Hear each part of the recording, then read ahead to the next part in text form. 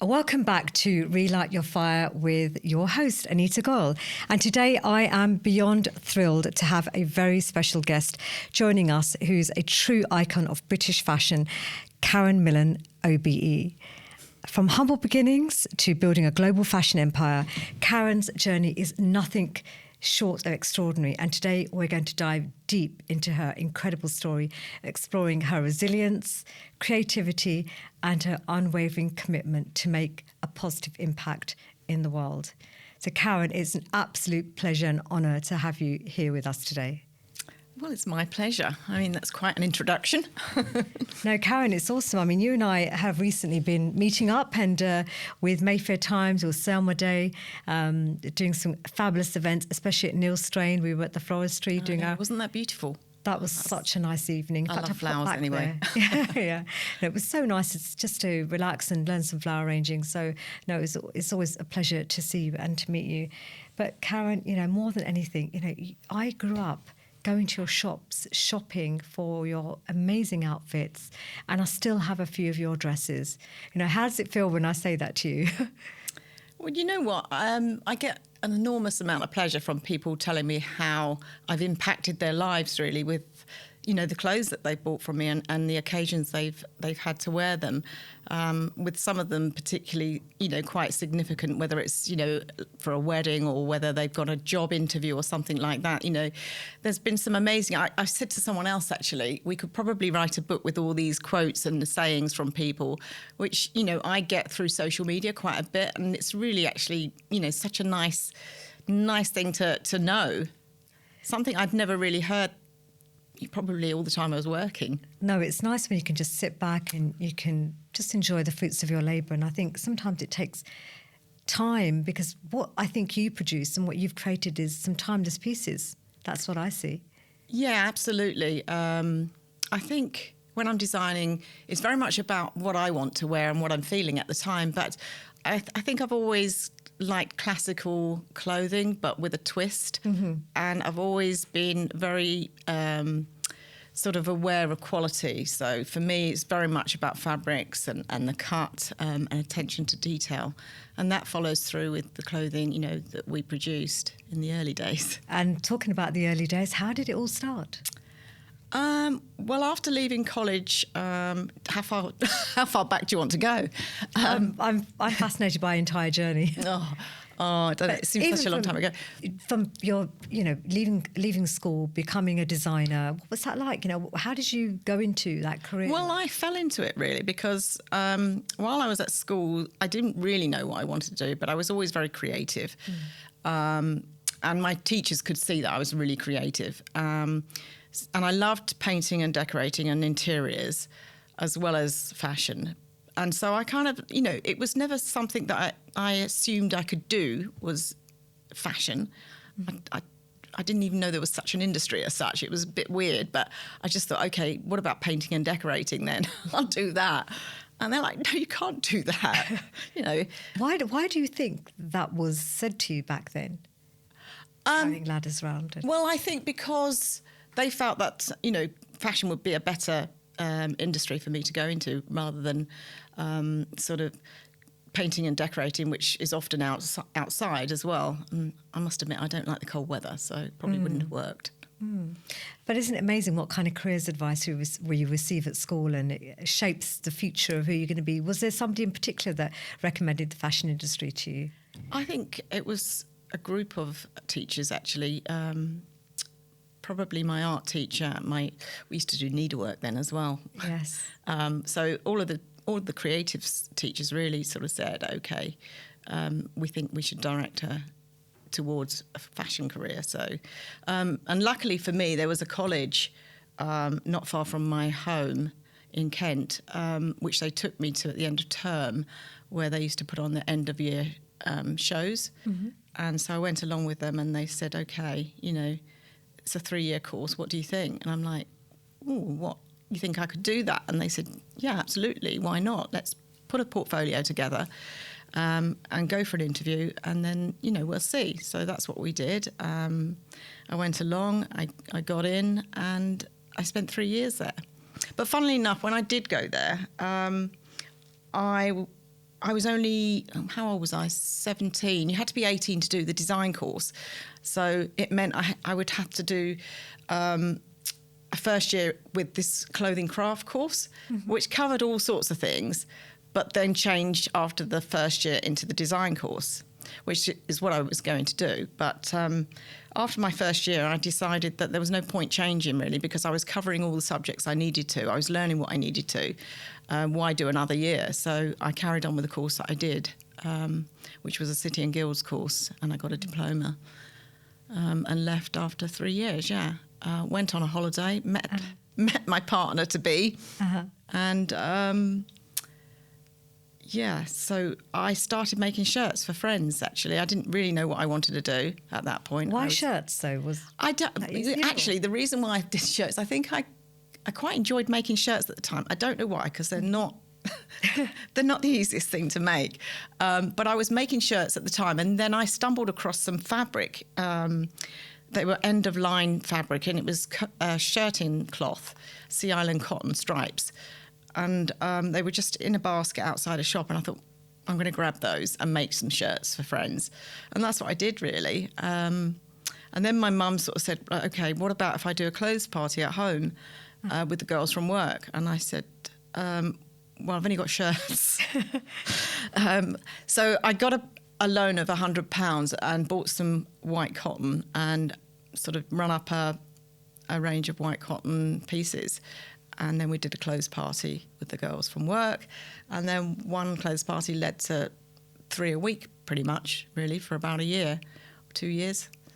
Did your mum see the entrepreneurial spirit in you, do you think, at that point? I don't know. I've never asked her that, actually. I think she was just keen for me to do something. After going through college for 3 years, she was just desperate for me to have a job and do something that I enjoyed doing. So, and I was just incredibly shy at the time, and found that the whole idea of going into a fashion industry quite daunting. It can be quite intimidating at the best of times. I'm even intimidated now by it. I don't know how, Karen, but that's interesting. Oh, I know it's weird, but yeah, that's how I was, and I still am, really, to a certain degree. And how do you overcome that now? Like, if you are going to some of the top fashion houses, and well, I'm still pretty much working, by myself, if you like.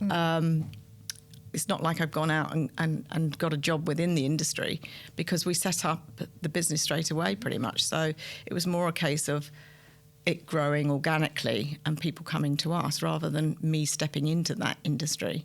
So I didn't really have to get too involved with the outside of it.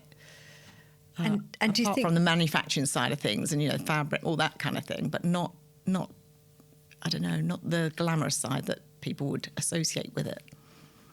but you are associated with lots of glamorous outfits. How did you step into evening wear? And things evolve over a period of time, because when I first started, I was very much into tailoring, and I've always remained that way.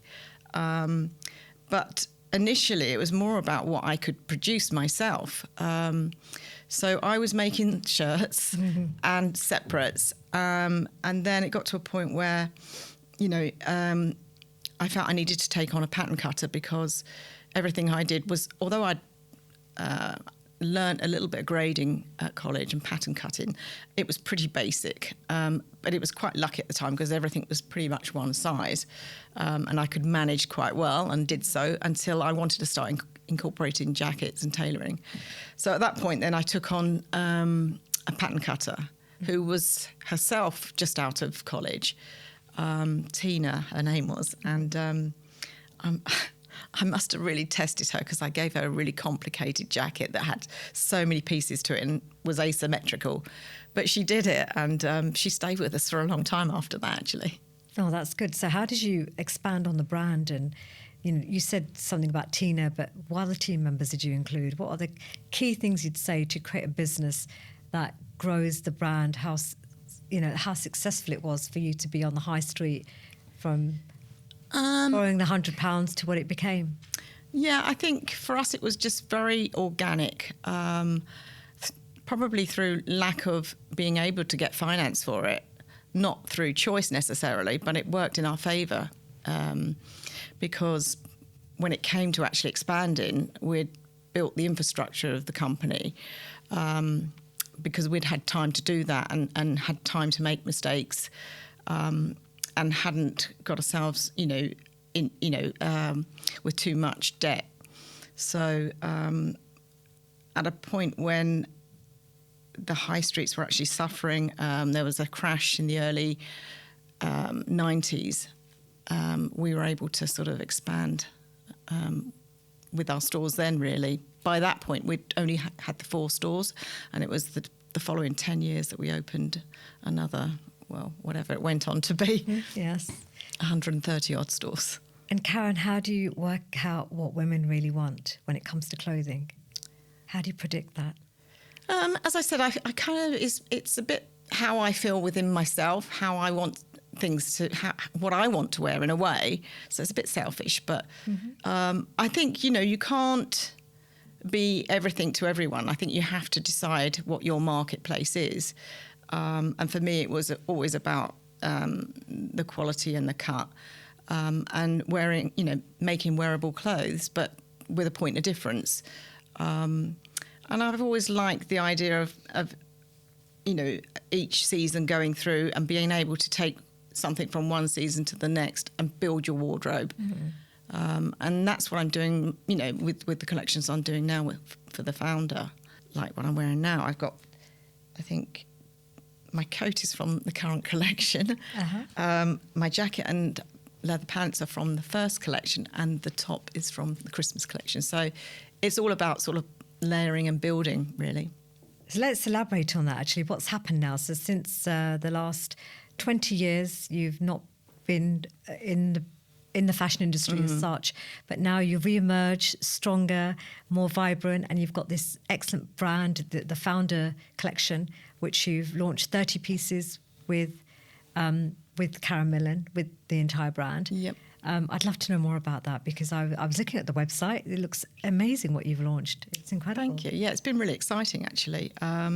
Something I never thought would happen. After selling the company in 2004, I was pretty exhausted by the industry and almost turned my back on it, really. I didn't even want to look through a fashion magazine.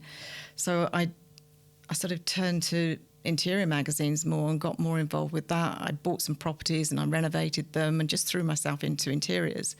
And off the back of that, I was doing a few jobs for, friends of friends, really, as well.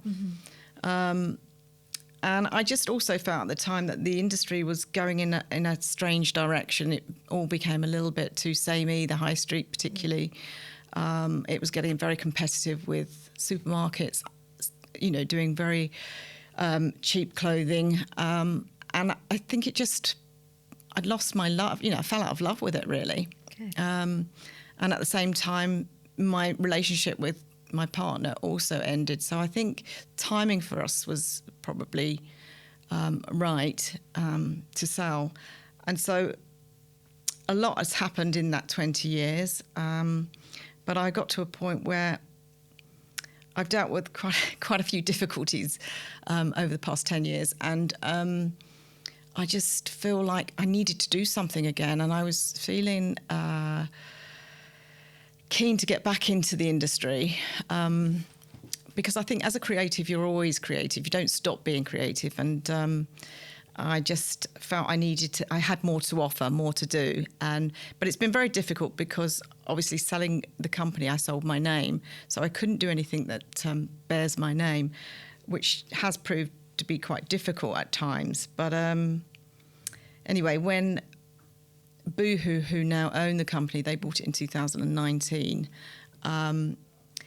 When they bought it, they approached me about, working with them. And at the time, I was not in a great place and a bit disappointed that the company had gone in a different direction. I mean, we were a premium brand at the time, and Boohoo wasn't really known for that. And so, I was reluctant to speak to them. But after a couple of years, I'd sort of overcome all the difficulties I had been going through. I wasn't so angry anymore. And I just thought, you know what? I need to do something. I need to do something that I love. And so, okay, why not talk to them? I've got nothing to lose, really. So we had the conversation and they said all the right things and asked me to produce a 30-piece collection last year, which launched in May. And I have to say, you know, going back has been such a joy. Mm-hmm. I just feel like I'm back home again. Oh, I'm so glad. Yeah, you can tell. You seem... I feel alive again. Alive, yeah. Yeah, I really do. Yeah. It's... I mean, obviously, I went there with sort of a bit of trepidation and wasn't sure how they'd receive me. Yeah. But they've all been really great, actually. There's such a young team, and a lot of them weren't even born when well, most of them, probably all of them weren't born when we started. So for them, it was quite interesting to meet the person behind it. And so, yeah, we've had a bit of fun, and it's been, you know, as I say, they've been really great to work with. It's a very different way of working to how we run things then. We were very much like an atelier where we'd design, create patterns, create samples, and then they go to the factories, whereas now everything's sort of done in the factories. So you have less control of things. Mm-hmm. So I've had to get used to different ways of working and the frustrations of that. But, you know, I think... we are producing some nice things again now. So, yeah, it's been fun. As I've seen on the website. So for listeners who love Karen Millen's clothes, like I say, you've dressed a generation, including myself, and definitely go out and check out the collection so that you can enjoy wearing the styles that have been created by you. Like you said, everything you're doing is an expression or an extension, an expression of yourself, and you bring that to the world and to the lives of women who are very empowered and who are, you know, who've got great jobs working in all kinds of industries right now. And you've been playing a great part of that for a number of years. And, you know, I just want to say thank you to you, Karen, personally, because I never thought I'd have this opportunity to actually meet you here to chat about just life and what's going on with what's next. And I'm just so happy that you've re-emerged. Well, I'm happy too. I mean, as I say, I feel like I've got my life back. And strangely enough, when I was working for the 20-odd years initially, I was very much head down, just keep working.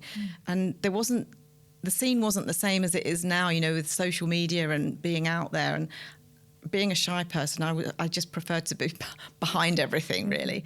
But coming back now, I'm almost forced into, you know, being relaunched in a world that I don't necessarily feel comfortable with. But I have to say it's great, and it gives me opportunities to meet people like yourself as well, and so many other people. And, you know, I just there are so many amazing women out there all doing great jobs at the moment. And yeah, it's good to see and good to be involved with some of the International Women's Day conferences and that have been taking place last month. Yes. And it's great that you're not only involved in female empowerment, but you're also involved in charity. So you are a co-founder of the charity Teams Unite. And it's about young people who have been diagnosed with cancer, teenagers. And can you share with us what led to you becoming a co-founder and your personal interest in this charity? Yeah. Well, it all came about really, again, once we'd sold the company. It was with a friend of mine that also she had 3 daughters that a little bit older than mine, so they'd sort of grown up and weren't so dependent on her. So we both felt it was time to start giving back. You know, I was financially secure and I had more time on my hands, so we started to explore different charities and do charitable work. She started going to some of the hospitals and visiting the teens on the wards there, and it came across a young lad called Chris, who got Hodgkin's lymphoma. And she noticed that he didn't really get any visitors. And so she asked the nurses, you know, what's the story there? And they said, well, basically, he's the primary carer of two other brothers. And they live alone. And yeah, so she kind of took him under her wing, really. And so we both started sort of visiting him. And shortly afterwards, his brother also got Hodgkin's lymphoma. So they both were going through this cancer journey together. And what we noticed was that the lack of support that they had outside of the hospital system. So once they left hospital, they were on their own and there was no social care for them or anything. So we decided that maybe, it was time for us to do something about that and create our own charity. And we talked about it for probably a couple of years, or a good year anyway, and she kept nagging me like, we've got to do it. And I said, you do realise how much work that'll be. It's like running a business. It's not something you can just stop and start. And anyway, she convinced me that she was totally sort of, positive that she wanted to do this. So I said, okay, let's do it. I said, I'll give you, all I can, but I can't give you 100% of my time, but let's do it. So Teens Unite was born. That's amazing. Oh, congratulations for setting that up. You've made a huge difference, I'm sure, to many, many young people. What do young people say when they take part in some of the activities that you set up in the charity? I don't know. They're so young, aren't they? They don't even know who I am half the time. So, they're not in awe of me, I don't think. But they're just really grateful, I think, for having the opportunities to do some of the activities that we put in place for them. And they particularly like a lot. We do like respite stays, staycation type things once or twice a year. And they've been, so popular because the idea behind Teens Unite was that we were to build or have a respite home for 13 to 24-year-olds specifically, because there isn't one in the country. So that kind of gives us a good idea of how they would actually operate and work. And they've been so successful, so we just convinced. And anyway, the good news is that we've just secured a house. Oh, that's amazing. So, after 17 years or whatever, thank you. 17 years of that. That's a huge amount of hard work in order to get that. Well, again, it's the team at Teens Unite. We're a small team, about 8 to 10 people, and volunteers. They are an amazing team. They do an incredible job. And I think now that, the charity has evolved and we've got some younger people involved with that as well. And, you need those young people. It's a young charity and they're really, doing great things with social media. And, they have a lot of fun, I think. So even some of the teens that we've had, once they've got through their cancer, quite often they'll come back and they'll support the charity or they'll do volunteering. We've had marriages. Oh. It's great, really. It's like a family, real family. They are, they are. They work incredibly hard. As you know, with charity work, it's never ending. But it is. But I guess the fulfillment that you get, the joy and fulfillment you get from your growth that you get from that, learning from others, and also the gratitude that you can create in your life around that, seeing people who are perhaps less fortunate than ourselves, and the opportunity to give, I think, more importantly. I think you're right. It is that opportunity to give. And I think all the things, the successes that I've had, it's given me opportunities. And I think that's one of the best gifts, really. Given me opportunities to do things and to meet people and explore things.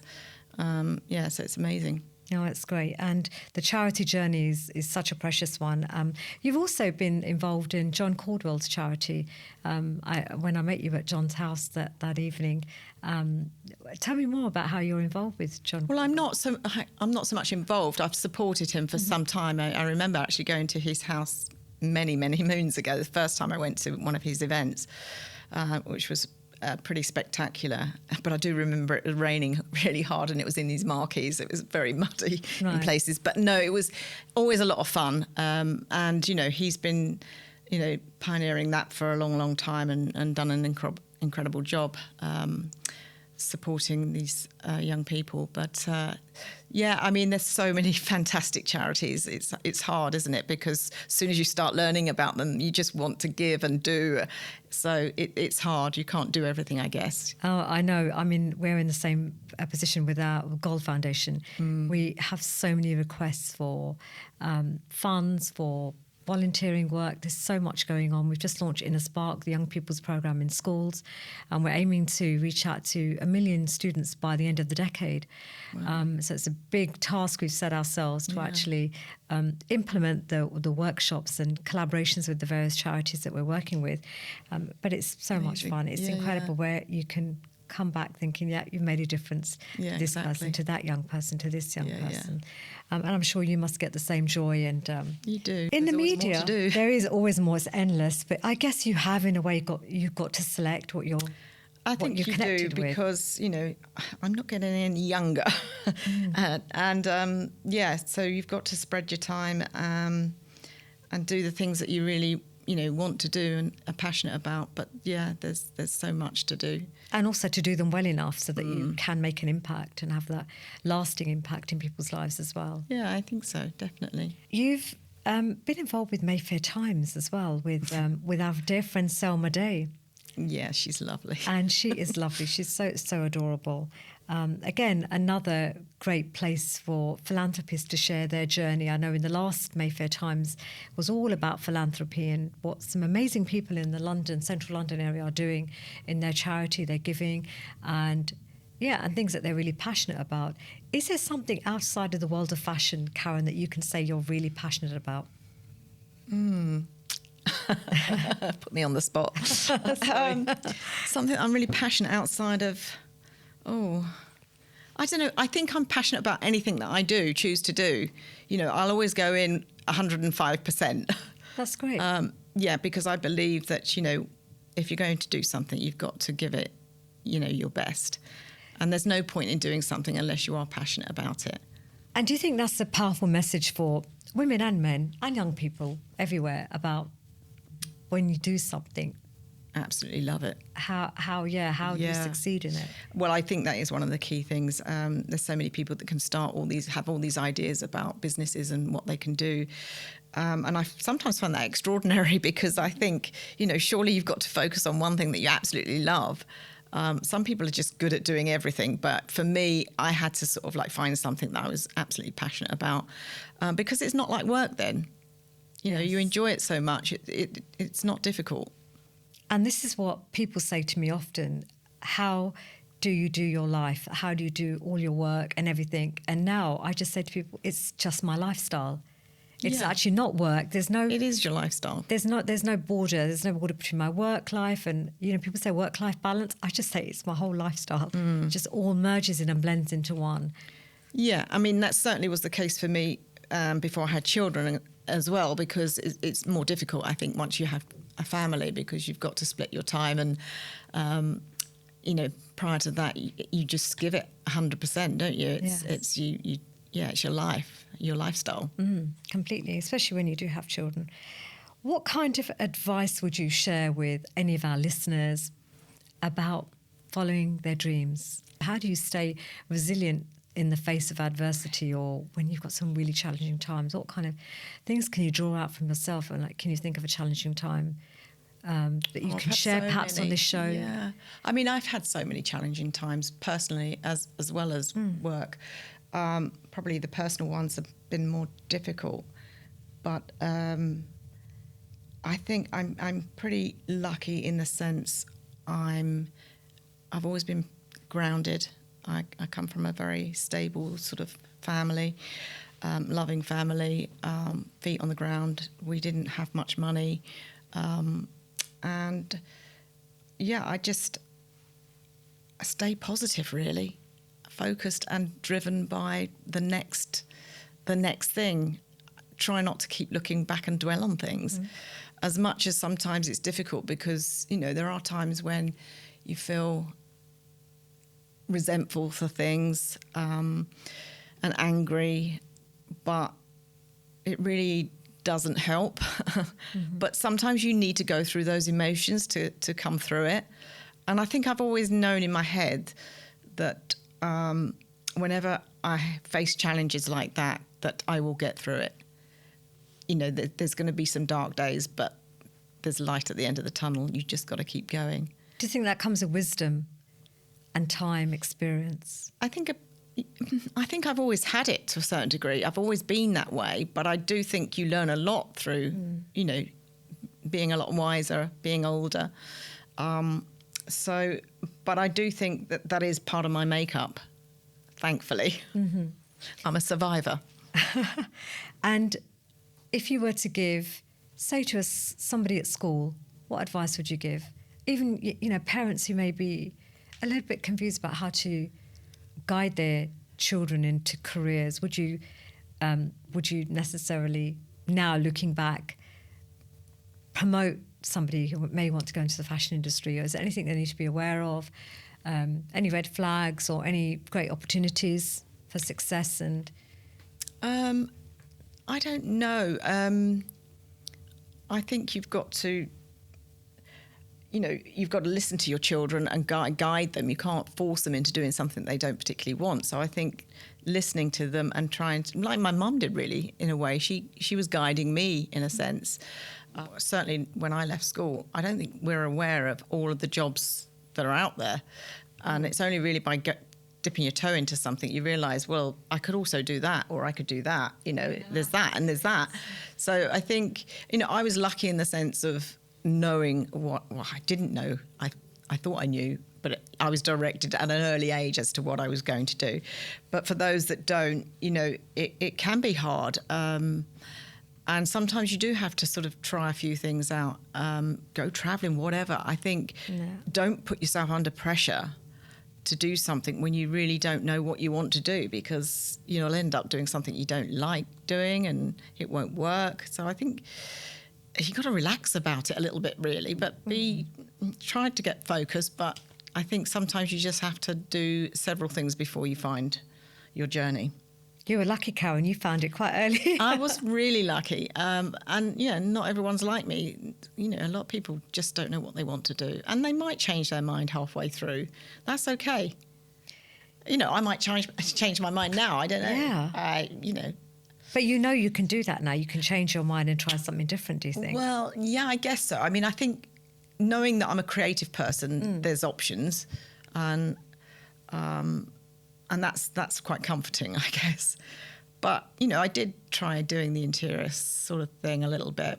But I went back to clothing because I just feel comfortable with that. Yeah. As much as I love interiors too. For me, at that point in time, I needed to do something that would instantly make a difference. And so by going back into fashion, it did. Trying to do something new sometimes takes that bit longer, and I don't have that much time ahead of me. I'm sure you do. Well, longevity is a very, very big topic right now, alongside AI right now. I was at the Tony Robbins finance seminar back in January in the early part of February, and I was fascinated by learning a lot about finances and stuff. And one of the things that I got to see was, as a female, I need to learn more about my own finances and become more empowered and perhaps not so dependent on my husband, because sometimes that can creep in as well. Funny you should say that. Yeah, I was totally dependent on my husband, my partner. Right. And I guess because I've never been great with numbers now. It's never interested me. I always struggled at school it was never a favourite subject. I much preferred English and anything creative. And so from a young age, I was 19 when I met Kevin, he always really looked after the finance side of things, right through till when we separated 20 years later. He'd always looked after it. So I was unaware. And then obviously having sold to the company for a huge amount of money, I didn't really know how to deal with that either. So I let him guide me with that a little bit, and then other finance people that were professionals, and that's where it all went wrong, really. Yeah, and that... not having that knowledge myself or trust. I think I just didn't. I didn't believe I was capable of knowing those things. I felt almost embarrassed to talk about it because I felt like being a successful business person or how people would see me, that I should know all these things. But I didn't, because that's not the side of it that I looked after, really. And Karen, you're really not alone. Honestly, I can so relate to that. And now I just say to myself, just ask, even if it's a dumb question, just ask, what does that stand for? Yeah. What does this mean? Break it down, simplify it. Yeah. Let me explain it back. And I'm not too scared to ask now, because I feel like actually one day you may need this. Exactly. You need to know this. Yeah. And there are so many tools, so many people out there you can learn from. And one of the things I'm really committed to is I have 2 daughters and a son. Son actually is a chartered accountant. Oh, wow. And he's very, very bright in his accountancy. But I think the girls, they need help. They're probably much like I am, and how naive I've been in the past. But I no longer want to be naive, and so I'm training myself up to be stronger financially as well. But you're right. There's so many more platforms and knowledge around this now that we get so much more help, and it's okay to ask. But I remember, 20 odd years ago, I felt alone. I didn't know how to deal with the wealth that I had. And certainly as a female, they were all male. Yes, I can see. I just, and because I hadn't got a huge network of friends or people that were in a similar situation, I just felt quite alone with it, really, and intimidated by it. That's the word, key word, intimidated. And this is something that I want my 2 daughters to be able to feel strong about, to teach them, and to teach it now rather than leaving them an inheritance. Why don't they teach it in schools? That's a great question. I was a science teacher, so I wasn't, and I probably wouldn't have the confidence to teach it. No. If you'd said to me back then, oh, why don't you teach financial literacy? I could probably teach about renting and mortgages and bank accounts in the simplest form in PSHE, but not in the complexities that you have to deal with, I think, in business. And I'm not even sure if the business courses cover it.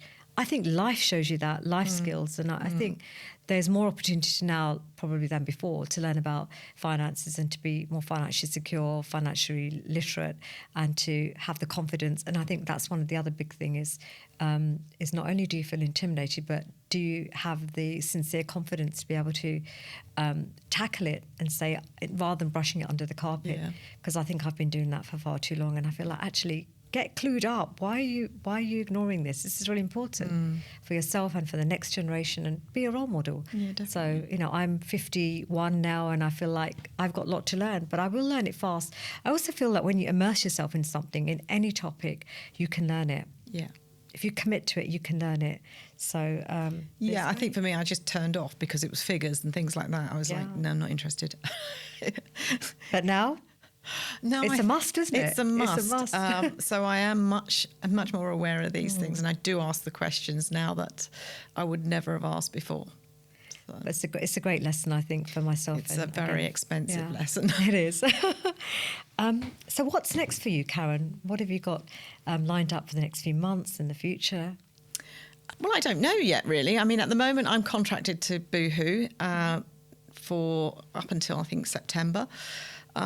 So I'm not able to do anything that competes with them at all. So I'm kind of basically working with them, but exploring lots of other things alongside it, really. And it's actually quite interesting to see what's out there now, and what opportunities are there. But I think by being visible again, they're coming quite thick and fast. I don't know. I mean, parts of me still thinks, well, I'll do another collection, another range, another brand. But I don't know whether I've got that. I just know what it takes to do that. So it makes me nervous to think about the time and commitment. It's quite nice at the moment doing things where I can do collaborations maybe. So you've got less commitment with any one thing at any one time. So maybe that's the way forward, collaborations, I don't know. And lots of top brands are doing lots of collaborative work and collaborations. I'm dying to know this, Karen. I'm going to ask you, what's your best high street brand, and then what's your best luxury brand? If you could choose. Okay. I got a few. I think Zara are great at what they do. I mean, their size is not always great, but I think, that they're pretty impressive. I think Reiss is pretty impressive on the high street. And if we go top end, do you know, I don't even look anymore top end because it's so out of my price points. I don't know. But I guess I've always liked brands like Givenchy, Saint Laurent, those kind of brands. Awesome. Wow. I'd love to go shopping with you one day, Karen. Maybe that dream will come true as well. So how can our listeners keep up with your journey and follow you? Well, I don't really do Facebook, but I do Instagram and LinkedIn. But I'm not very good on that either. It's, again, so time-consuming, all these things. So really, Instagram is my main thing. But I have got a website, which is just pretty basic at the moment, but it's Karen Millen OBE.com, where you can leave... it's got some contact information if anybody wants to reach out for anything. There's that platform there for them. Oh, that's great. And Karen, thank you for all your contribution to the fashion industry. And, I'm hugely grateful for you to have joined us here today. Thank you so much. And I wish you all the best for your collaboration and your work as a founder. Thank you. With your launching your new collection. Yeah, so all the very best. Thanks, Anita. Thank you. Thank you.